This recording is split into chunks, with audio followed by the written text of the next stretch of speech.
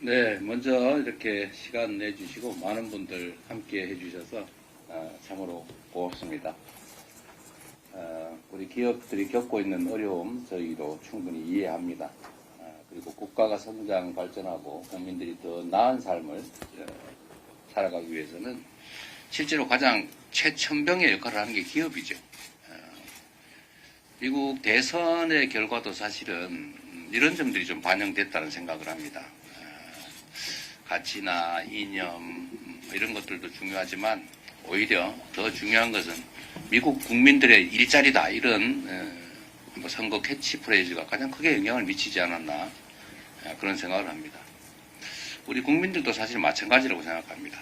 제가 먹고 사는 문제 말씀을 자주 드리는 이유는 국가가 해야 될 가장 중요한 일이 더 안전하게, 더 평화롭게, 더 행복하게, 더 잘 사는 것이죠.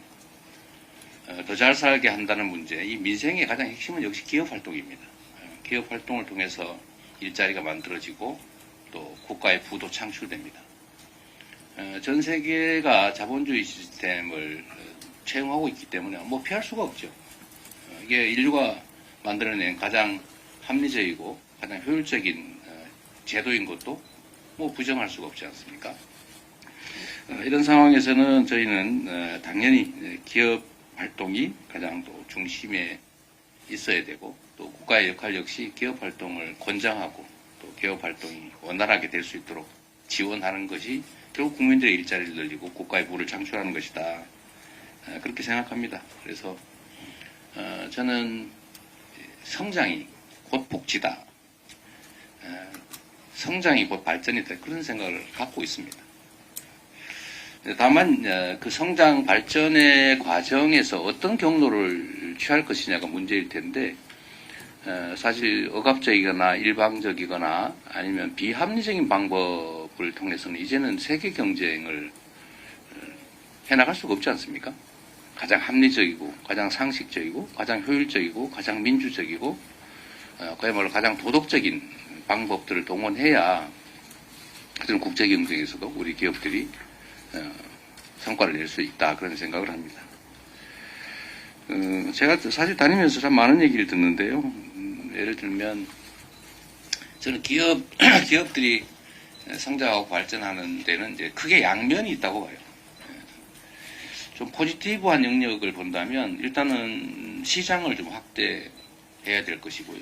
또 그 기반으로는 기술 개발 그리고 생산성을 향상해야 될 테고 그리고 그를 위해서는 국가 단위에서의 인프라 구축, 또 필요한 인재의 양성, 이런 것들이 정말 중요하지 않겠어요? 또 한편으로 보면 이제 경비를 줄인다는 측면, 지금까지 말씀드린 건 이제 이익을 좀 늘리는 방향이라면 이제 경비를 줄이는 측면이 있을 텐데, 그거는 또 한편으로 보면 기업 활동에 참여하는 노동자들의 몫을 줄이는 뭐 이런 것도 하나의 방법이죠. 저는 그게 나쁘다고 생각하지 않아요. 예를 들면 제가 경총에 오면 주로 듣게 되는 얘기가 이제 세금 문제, 그리고 노동자들에 대한 예를 들면 유연성이라고 보통 표현하죠. 노동 유연성 확보, 뭐 이런 말씀을 많이 하세요. 전 당연한 요구라고 생각합니다. 필요하죠. 근데 그게 또 한편으로 보면 전 세계에서 가장 노동시간이 긴 쪽에 속하는 뭐 이런 건 사실은 약간 좀 어찌 보면 전 세계 10대 경제 강국이라고 하면서 선진국이라고 하면서 참 어쩌면 약간 수치스러운 일일 수도 있죠. 또 하나 예를 들면 엄청난 비율의 산재 사망률, 산재 사고율 이것도 국가적 수치일 수도 있습니다. 이런 문제도 또 해결해야 되거든요. 이거 뭐 예를 들면 기업 입장에서는 뭐 비중이 크진 않겠지요. 그러나 이제 정치를 하는 입장, 국민 전체 입장에서 보면 이 문제도 어차피 또 해결을 해야 하는 과제입니다. 노동 시간에 관한 문제들도 사실은 노동 시간을 많이 확보하고 거기에 대해서 임금은 최소한으로 지급하는 게 기업 이익에는 도움이 될 수도 있죠. 단기적으로는. 그러나 길게 보면 저는 그런 생각이 좀 들었습니다. 고용 불안을 겪는 노동자들이 과연 기업의 소속감을 가지고 정말 최선을 다할까? 이게 내 회사다. 내가 일한 성과가 크면 나에게도 도움이 된다는 생각을 하는 경우하고 시간만 때우면 된다. 어차피 나는 뭐 임시로 언제 내쫓길지 모른다. 이런 생각을 하는 노동자들의 생산성을 비교하면 과연 어느 쪽이 나을까? 뭐 그건 증명되지는 않은 것 같아요. 그런데 어쨌든 뭐 기업 경영하는 입장에서는 뭐 그 방향으로 가는 건 저희는 이해를 합니다. 그런데 이 양자를 좀 조화시킬 필요는 또 있겠죠. 노동 시간을 일률적으로 정해놨더니 예를 들면 정말로 꼭 필요한 영역들, 예를 들면 집중적인 연구 개발이 필요한 뭐 그런 영역들은 노동 시간을 이렇게 통제를 해놓으니까 효율성이 떨어진다. 그건 노동자들 자신에게도 불리하다 이런 주장도 있고 실제로 그런 면이 있는 것 같아요. 만약 그런 부분이 있다면 그 부분에 대해서 필요한 개선을 하는 게 바람직한데 전체 제도를 통째로 바꿔버리면 이 제도가 좀 잘못 사용돼서 노동자들의 노동 환경이 전체적으로 후퇴하는 상황이 발생할 수 있지 않습니까? 사실 그런 주장은 해도 관철될 가능성이 매우 낮죠. 기분만 나쁘죠, 서로. 서로 섭섭하고. 그러나 실현 가능한, 정말 꼭 필요한 합리적인 개선을 해내는 것, 그걸 누가 반대하겠습니까? 저는 이런 것들이 좀 필요하다고 생각이 돼요. 저는 세금 문제도 사실은 좀 비슷한데, 좀 그런 생각이 좀 있거든요. 뭐 어떻게 말할지 이따가 좀 토론을 좀 해보면 좋겠어요. 세금을 많이 깎아주면 그게 정말로 전체 개별 기업들의 이익을 늘리는데 궁극적으로 더 도움이 될까? 뭐 단기적으로 당연히 도움이 되겠죠. 그러나 시장이 약화되면 생태계가 훼손이 되거나 취약해지면 궁극적으로는 손실이 될 수도 있겠다. 모두가 공정한 공평한 부담을 한다면 경쟁하는 입장에서 오히려 그게 더 나을 수도 있다. 일정 정도까지는. 그런데 너무 과도하면 또 안 되겠죠. 이 적정선을 찾아내는 것이 좀 중요한 과제라는 생각이 들고 그러기 위해서 사실은 많은 토론들이 필요하겠다는 생각을 합니다. 그리고 정말로 필요한 것은 기업 활동을 위한 인프라 구축 같아요. 저는 최근에 많은 분들, 기업인들 포함해서 이제 경제 현장의 분들 얘기를 많이 들어보는 편인데 재생에너지 문제 정말 심각하지 않나요?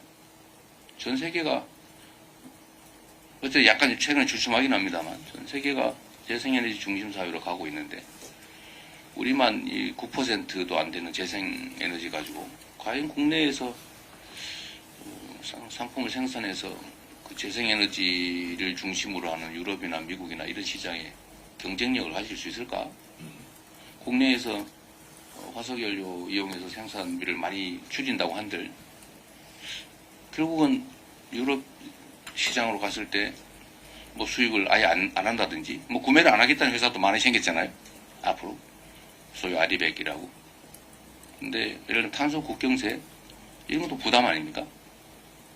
국내에서 부담을 줄여서 생산비를 줄여놔도 결국 수출 중심의 대한민국 기업들 입장에서는 해외에 가가지고 오히려 또 부담을 추가로 하게 되니까 전체 대한민국 경제에 오히려 나쁜 상황이 발생할 수도 있죠. 그래서 그런 문제를 근본적으로 좀 해결해야 되는 거 아니냐. 그 문제는 사실 기업들 잘못도 아니고 기업들이 부담해야 될 부분도 아니죠. 최대한 재생에너지를 확보하고 또 전력 문제 때문에 앞으로 전력 엄청나게 필요할 테고 전력 수급 계획도 지금 안정적이지가 못한 것 같던데 소위 AI 중심의 산업 기업 체계가 지금 발전하게 되면 엄청난 전력이 소모된다고 하지 않아요? 근데 그 과연 제대로 공급할 준비가 되어 있는지 저는 약간 걱정이 됩니다. 그런 인프라 구축의 문제라든지 특히 이제 인재 양성 관련해서도 지금 매우 걱정되는 상황인 것 같아요. 기업들이 이걸 다 감당해야 되냐? 과연 앞으로 인재 공급은 제대로 될 거냐? 그것도 역시 국가 공동체가 책임져야 될 부분이죠. 기초과학기술에 대한 투자, 이거 충분하냐?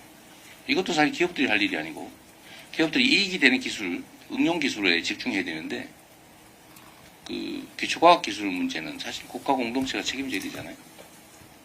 근데 이게 과연 충분하냐? 또 한 가지 수출로 먹고 사는 대한민국 입장에서 세계 시장이 우리 입장에서 좀 위축되거나 아니면 사라지지 않느냐. 그런 문제에 대한 국가 정책 또는 입법의 문제 뭐 이런 것들이 사실은 좀 더 큰 과제가 아닐까 싶어요.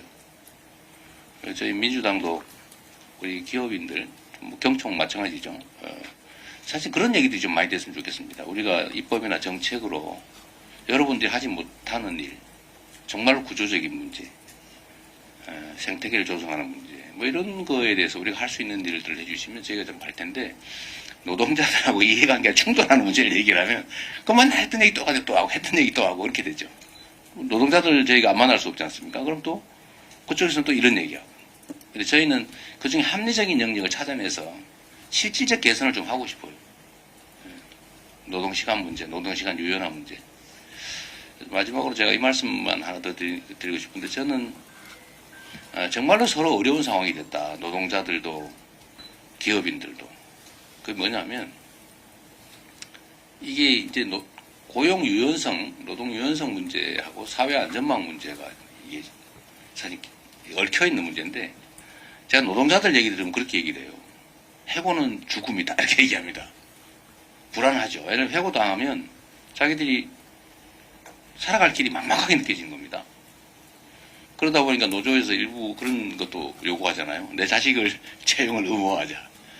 이런 사실은 상식적으로 생각하면 좀 도저히 납득하기 어려운 그런 요구를 하잖아요. 그런 요구를 해야 될 정도로 그렇게 절박한 거예요, 사실은. 그들도 알 겁니다. 이게 말이 안 된다는 얘기를. 일부에서 관철되기도 하는 것 같은데. 소위 잘리면 죽는다. 이런 생각을 하는 거죠. 기업들 입장에도 마찬가지 같아요. 정규직으로 뽑아놓으면 다시는 해고를 할 수도 없고, 똘똘 뭉쳐가지고 극단적으로 저항을 하니까 절대로 정규직으로 뽑지는 않는다. 지금부터 뽑는 건 전부 다 사실 기간제로 뽑지 않습니까? 기간제로 뽑으니 물론 쉽게 이제 고용관계를 종료시킬 수는 있지만 소속감이 떨어져서 진짜 애정 있는 우리 식구가 안 되죠. 근데 기업들도 아마 소속감 갖는 좋은 인재를 장기적으로 안정적으로 고용을 보장하면서 뽑고 싶은 사람도 있을 거예요. 근데 못 뽑죠. 무서워서. 이게 저는 기업 측면이나 노동 측면 양 측면이 다 손실이다. 그럼 뭔가 합의를 해야죠. 적정한 선에 타협을 해야 되는데 결국 그게 저는 정부, 정치의 역할이라고 생각합니다. 근데 이게 쉽지는 않습니다. 서로 불신이 너무 크죠. 의심하죠. 그래서 긴 시간에 정말 마음을 터놓는 진지한 토론, 대화가 필요하고 또 그걸 정부나 이런 공공 사이드에서 보장을 해줘야죠. 신뢰하지 않으니까. 이 소위 사회적 대타협을 저는 반드시 해야 된다고 봅니다. 좀 힘들고 시간 걸리더라도. 그래서 이 노동 문제는 단편적으로 맨날 싸워가지고 막 데모하고 압박하고 압력 놓고 이렇게 해서 해결할 수가 없다. 정말 진지하게 대화하고 지금은 쌍방의 문제가 있거든요. 다 손해 아닙니까? 기업들도 손해, 노동 측면도 손해. 좀 그 문제들을 언젠가는 좀 지금도 합니다만 물론 정말로 진지하게 책임 있는 단위들이 참여해서 신뢰할 수 있게 만들고 결론을 내야 되지 않을까 그런 생각도 합니다. 오늘도 제가 제안서 이렇게 봤는데 거의 수용하기 어려운 일방적인 얘기로 거의 끝날 얘기들이에요. 죄송하지만 제가 일방적으로 흔들어서 할 수도 없는 일이잖아요. 결국 어느 정도 합리적으로 타협을 해야 될 텐데 좀 길을 좀 찾으면 좋겠다는 생각됩니다. 말이 길어서 죄송합니다. 감사합니다. 말씀 듣겠습니다. 네, 말씀 감사드립니다. 그럼 지금부터는 비공개